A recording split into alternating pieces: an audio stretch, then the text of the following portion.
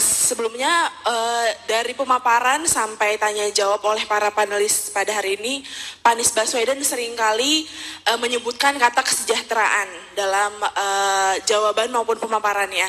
Nah Pak, kebetulan saya berasal dari keluarga dengan ayah seorang PNS. Saya ingin bertanya kepada Bapak mengenai mencapai kesejahteraan tersebut, apa yang akan Bapak lakukan sebagai presiden jika nantinya terpilih, padahal utang janji Bapak pada PNS pada saat pandemi waktu itu saja belum Bapak lunasi mengenai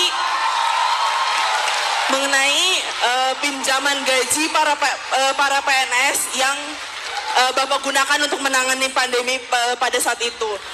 Beberapa PNS menyatakan bahwa beberapa persen dari gaji mereka belum dikembalikan oleh Bapak. Jadi bagaimana pertanggungjawaban Bapak nantinya untuk hal tersebut dan untuk kesejahteraan Indonesia ke depannya? Dari namanya Septi ya, Septi, terima kasih atas pertanyaan itu. Saya ingin ceritakan bagi yang tidak tahu konteksnya tentang pertanyaan gaji ASN PNS yang ditahan. Bicara kesejahteraan, bicara ini. Saya ingin sampaikan, ketika terjadi pandemi, maka pemerintah daerah, termasuk pemerintah pusat, harus melakukan penggeseran anggaran. Untuk apa? Untuk membantu penanganan COVID. Dua aspek. Aspek kesehatan dan aspek jaminan sosial. Kenapa jaminan sosial? Karena warga diminta untuk di rumah. Dengan warga diminta untuk di rumah, maka mereka tidak bisa banyak sekali warga yang tidak punya pendapat rutin. Mereka yang pendapatannya harian otomatis hilang pendapatannya. Yang pendapatannya bulanan, mereka masih bisa mengandalkan gaji, pekerjaannya masih dipertahankan. Ya. Nah, di Jakarta, jumlah penerima bantuan sosial di Jakarta itu jumlahnya 900.000 yang normal. Ketika terjadi pandemi, maka tukang bakso tidak jualan, kaki lima tidak jualan, nggak jualan, semua itu berada di rumah yang asalnya 900.000 yang harus ditanggung oleh pemerintah karena berada di dalam posisi tidak punya pendapatan yang cukup, itu meningkat angkanya sampai sekitar 3,3 juta keluarga. 900.000 itu keluarga. Maaf. 1,6 juta yang harus ditangani. Saya coba cek datanya sebentar ya supaya tidak keliru. Jadi ketika kemudian jumlahnya melonjak, saya beritahu angka ini karena bergeser. Kalau nggak salah di awal itu 2,4, sesudah itu menjadi 1,6 karena kemudian ada penyesuaian terkait dengan perubahan kondisi mereka.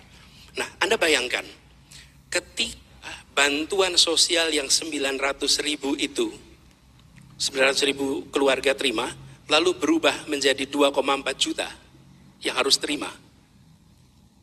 Itu artinya 2/3 penduduk Jakarta harus diberi uang oleh pemerintah, harus diberi bantuan sembako oleh pemerintah. Oke. Jadi saya sebagai gubernur pada waktu itu mengumpulkan ASN dan saya membuat rekaman, kalau boleh Bung ke BEM dan itu saya berikan nanti link rekaman, Anda lihat rekamannya.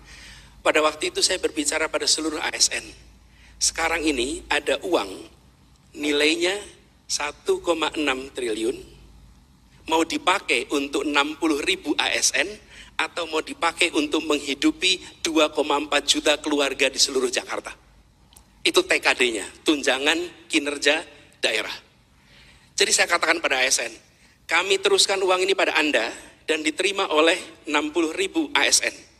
Atau Anda hibahkan uang ini kepada warga Jakarta dan beritahu anak istri, suami, bahwa uang itu bukan diberikan untuk pemerintah, uang itu diberikan pada tetangga Anda yang hari ini tidak punya pendapatan karena mereka terdampak oleh pandemi. Kabari pada mereka. Kabarkan pada mereka bahwa ini adalah bantuan sosial dari Anda untuk mereka. Jadi ini bukan uang potongan, bukan dipotong untuk kredit, bukan.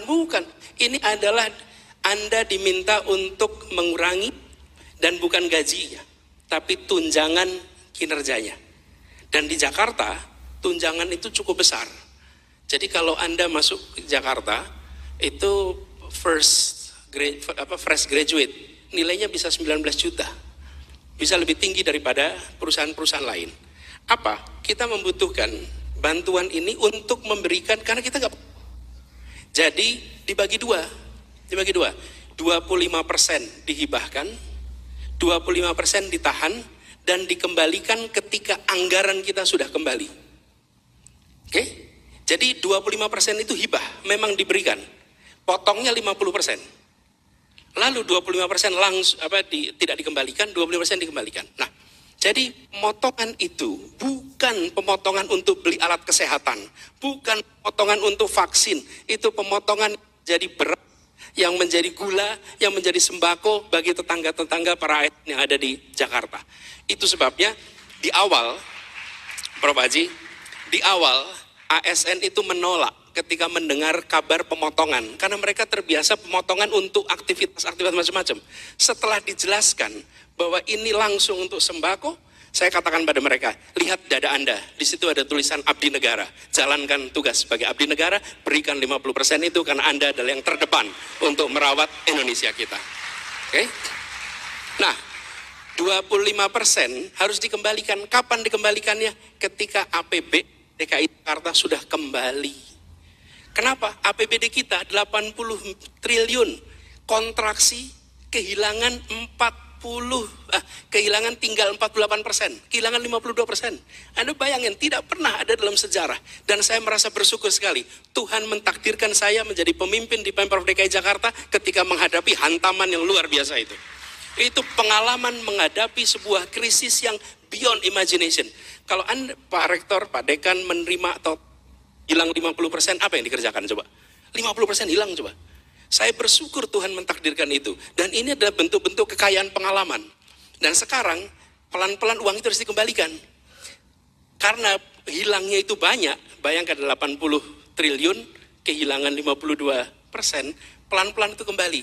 Jadi bagi ASN yang hari ini belum terima, it's a matter of time, uang itu akan dikembalikan. Begitu APBD-nya kembali, uang itu dikembalikan. Tapi ingatlah bahwa uang itu dikembalikan semata-mata karena dulu dipakai untuk menghidupi tetangga Anda yang tidak bisa makan, tidak cukup pendapatan karena terdampak oleh COVID. Itu cerita.